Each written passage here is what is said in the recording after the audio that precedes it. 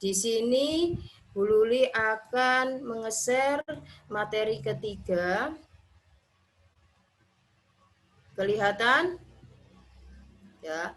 Perubahan sosial budaya dan globalisasi bagian ketiga, materinya tentang bentuk dan dampak perubahan. Tujuan di sini kompetisi dasar yang kita akan pelajari yaitu menganalisis pengaruh interaksi sosial dalam ruang dan pengaruhnya terhadap kehidupan sosial, ekonomi, dan budaya dalam nilai norma serta kelembagaan sosial budaya. Indikator yang kalian akan capai yaitu mengidentifikasikan bentuk dan dampak globalisasi, ya, menganalisis dampak globalisasi terhadap kehidupan masyarakat, di mana tujuan pembelajaran hari ini yaitu melalui kegiatan mengamati PowerPoint materi perubahan sosial budaya, peserta didik mampu mengidentifikasikan bentuk-bentuk globalisasi. Dan yang kedua, melalui model pembelajaran problem based learning, kalian mengamati tentang perubahan sosial budaya dan mengerjakan LKPD dan mampu menganalisis dampak globalisasi dalam kehidupan masyarakat. Seperti itu anak-anakku.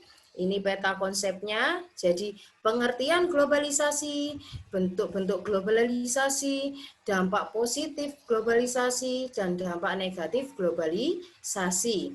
Dan upaya kita dalam menghadapi globalisasi sekarang ini. Kita tahu ya, globalisasi sekarang ini sangatlah cepat.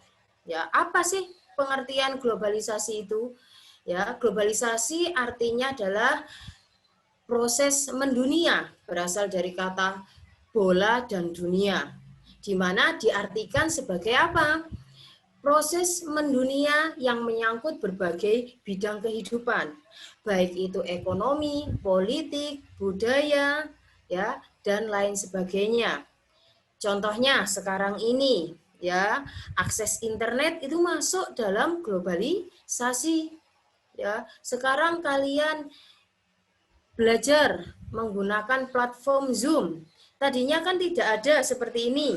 Dengan adanya kondisi pandemi, kita cari positifnya, hikmahnya kalian bisa belajar menggunakan platform Zoom, Google Meet, itu masuk dalam globalisasi.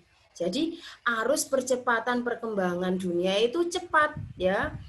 Yang tadinya kita jaraknya jauh, ya, kalian di rumah, Bu Luli juga di rumah, tapi kita bisa tetap belajar. Seperti itu anak-anakku. Jelas? Di sini ciri-ciri dari globalisasi, ya. Globalisasi teknologi mengubah konsep ruang dan waktu.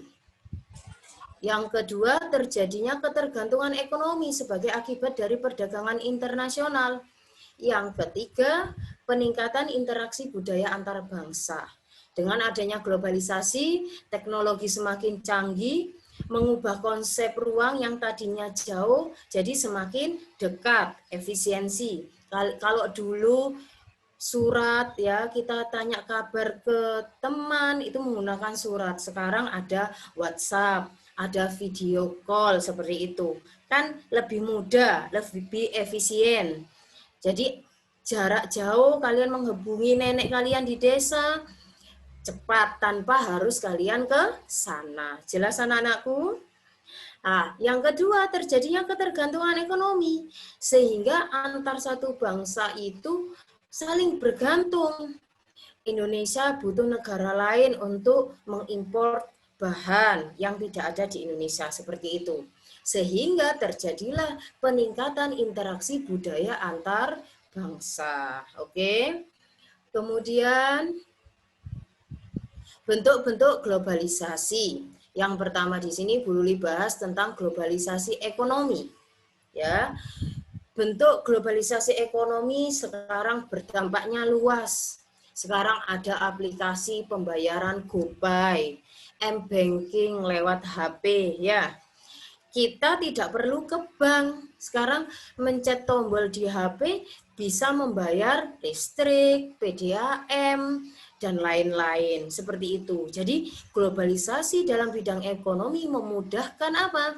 Akses pembayaran dan lain-lain.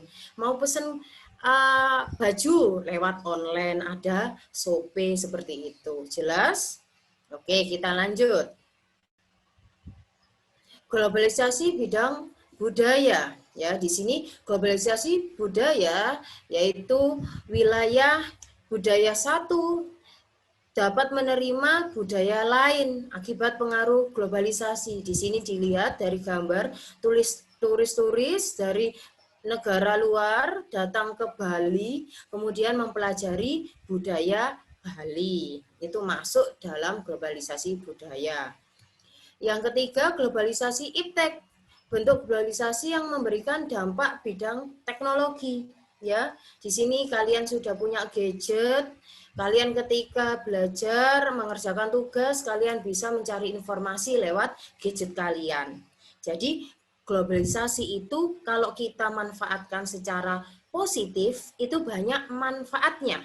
Tapi kalau globalisasi itu kita manfaatkan negatif, maka yang rugi adalah kita. Jadi gadget itu kita gunakan positif untuk apa? Cari informasi, ilmu. Tapi kalau negatif kita main game, kita melihat situs-situs yang dilarang, seperti itu anak-anakku. Ya. Yang keempat, globalisasi bidang komunikasi. Oke, di sini ya ada gambarnya, di situ adalah Zoom, Google Meet. Jadi tidak perlu bertemu langsung, berinteraksi seperti sekarang ini pandemi kan, kita tidak bisa bertemu langsung sehingga kita menggunakan komunikasi lewat aplikasi-aplikasi yang ada di internet ya, agar memudahkan akses. Oke. Yang kelima, globalisasi transportasi. Di sini contohnya adalah transportasi sekarang kan semakin canggih. Kalau dulu pergi ke tempat itu harus pakai kereta api atau sepeda motor yang butuh waktu lama. Sekarang kita ke Jakarta naik pesawat hanya butuh waktu 1 jam. Ya, kalau naik kereta butuh waktu 1 hari seperti itu. Jadi globalisasi di bidang transportasi dapat apa? Memanfaatkan efisiensi waktu, ya, seperti itu. Dampak globalisasi, dampak positifnya berkembangnya ilmu pengetahuan dan teknologi, meningkatkan efisiensi waktu dan efektivitas. Kayak tadi butuh waktu lama, sekarang tidak butuh waktu lama, cepat naik pesawat. Kita hubungan dengan nenek, saudara kalian tinggal telepon, tinggal video call seperti itu. Ya, perekonomian negara semakin meningkat, meningkatnya taraf hidup masyarakat, komunikasi semakin cepat dan mudah. Dan berkembangnya dunia pariwisata, dikenal Indonesia yang kaya pariwisata dikenal di seluruh mancanegara, terutama di Bali. Ya, berkembangnya akses dan keterbukaan informasi, itu dampak positif globalisasi. Ada dampak negatif dari globalisasi. Yang pertama yaitu westernisasi, ya. Ketika seseorang tidak mampu ya menyaring dampak globalisasi itu, yang terjadi adalah apa? Gaya hidup westernisasi, meniru ke barat-baratan. Shopping, hedonisme, dan lain-lain. Yang kedua adalah demoralisasi, memudarnya nilai dan norma ya masyarakat. Contohnya menghalalkan segala cara dengan mencopet, merampok, dan sebagainya. Yang ketiga, kesenjangan sosial ekonomi.